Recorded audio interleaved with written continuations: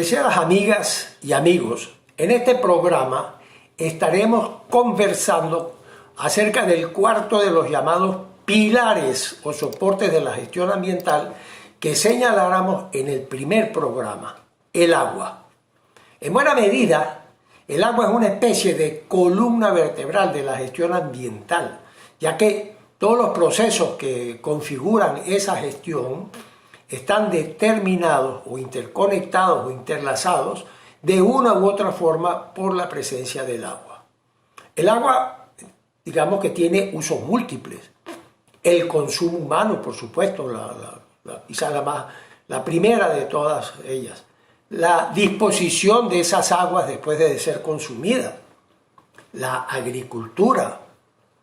La generación de electricidad. Los efectos de su acción en la naturaleza, las inundaciones, y también los desastres naturales que de tanto en tanto afectan a la sociedad con consecuencias terribles que hemos lamentablemente sufrido en el pasado. Bien, miren, cada uno de esos aspectos requiere instrumentos administrativos específicos dentro del gran bloque que constituye la gestión ambiental. Bien, hoy nos vamos a focalizar en lo referente al agua en el consumo humano.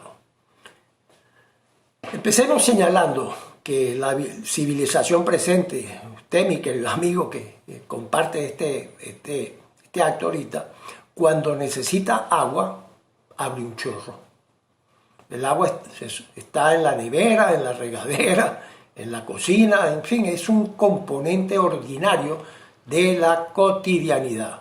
Claro está que es un servicio público que se deriva de un derecho humano fundamental, quizás el segundo derecho humano más importante, y es una obligación de los estados proveer ese servicio.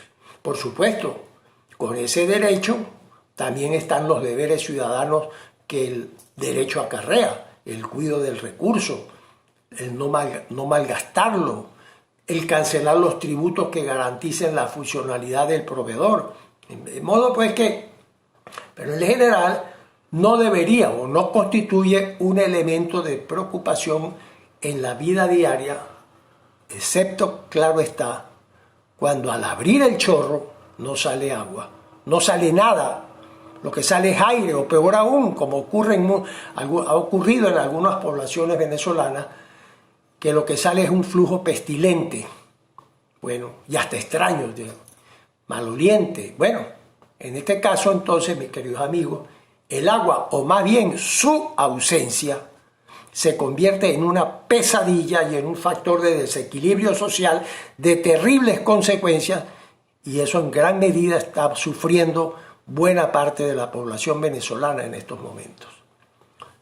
¿Por qué no sale agua en esos tubos? Si los tubos están allí, están ahí, siempre han estado. Bueno, mis queridos amigos, eso va a requerir posiblemente un programa específico para entender esta nueva calamidad. Consecuencia, y lo repito una vez más, del suicidio colectivo cometido por los electores en 1998. Nunca olvidemos eso. Regresando al tema de nuestro hilo histórico. Fíjense, durante 300 años, desde que empezó el proceso fundacional de ciudades en el período provincial hispánico, proceso que por cierto tenía unas directrices muy claras en las llamadas leyes de India, que tenían un gran contenido planificador. De modo que los sitios seleccionados para fundar una ciudad, lo primero que tenía que hacer el encargado de la fundación era resolver lo relativo al suministro del agua.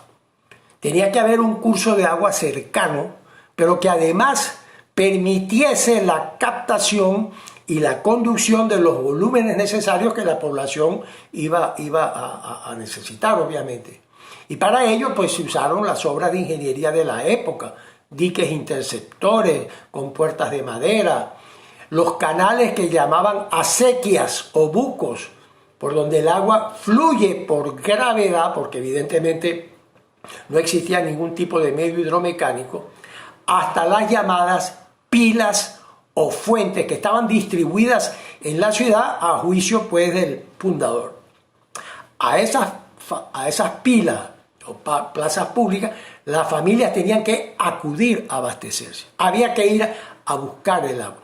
Claro, inmediatamente surgió un servicio complementario, puerta a puerta, un poco los precursores de los deliveries tan en boga en estos tiempos. Eran esos señores, los llamados aguadores, que en burro y mulas prestaban el servicio, a quien pudiera, por supuesto, cancelarlo. En fin, cada hogar, como parte de su cotidianidad, tenía que buscar el agua. Y luego tenía que almacenarla apropiadamente.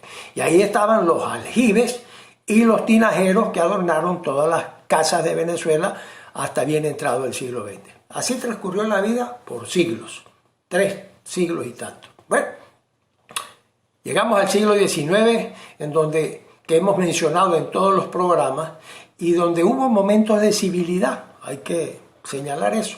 Bueno, uno estelar de esos momentos de civilidad fue la creación del Ministerio de Obras Públicas en 1874, decisión de Antonio Guzmán Blanco, y que fue fundado para acometer las obras de infraestructura que la nación, a pesar de lo primaria que era, pues que se necesitaban esas infraestructuras.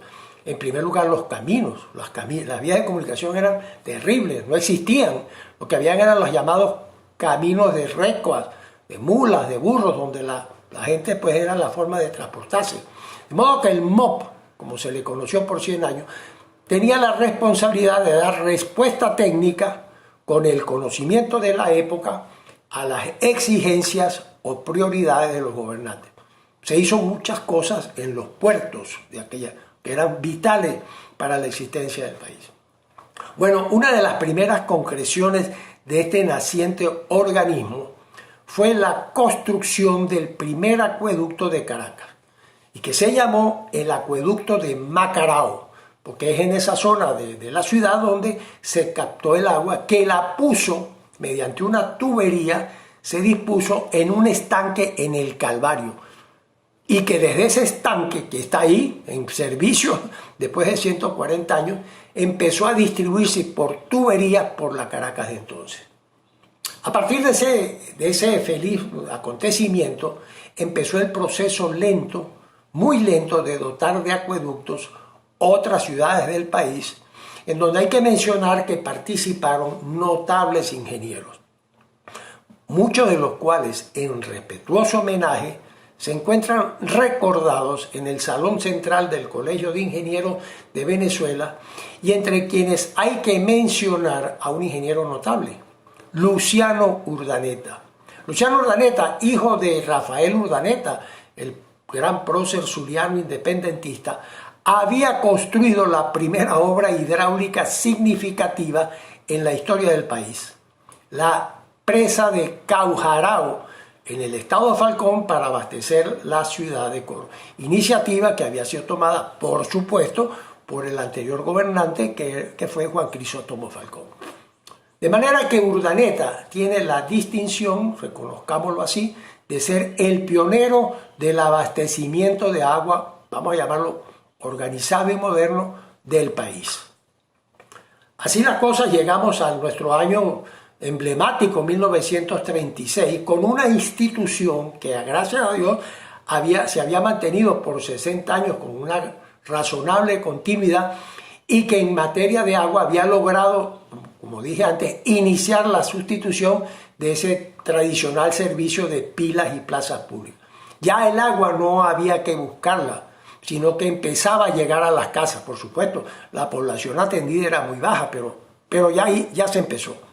Paralelo a la traída del agua, hubo que empezar e iniciarse igualmente la evacuación de esas aguas, de las aguas servidas, que ahora, bueno, mediante alcantarillados había que disponerlas de alguna manera para evitar convertir entonces la solución en una amenaza a la salud pública. De manera que así las cosas, dos grandes líneas de la gestión ambiental dieron inicio desde el Ministerio de Obras Públicas en ese momento.